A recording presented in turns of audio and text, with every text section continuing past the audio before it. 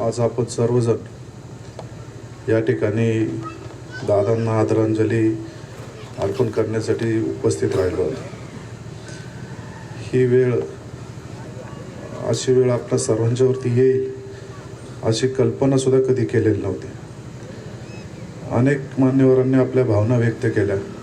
त्यामध्ये सांगितलं की दादा कामाचा माणूस होता, दादा कामाचा माणूस होता. आम्ही या विकास कामांच्या संदर्भामध्ये गेल्या 2-3 वर्षापासून दादांच्या अगदी खूप जवळ जाण्याचा आमचा योग आला.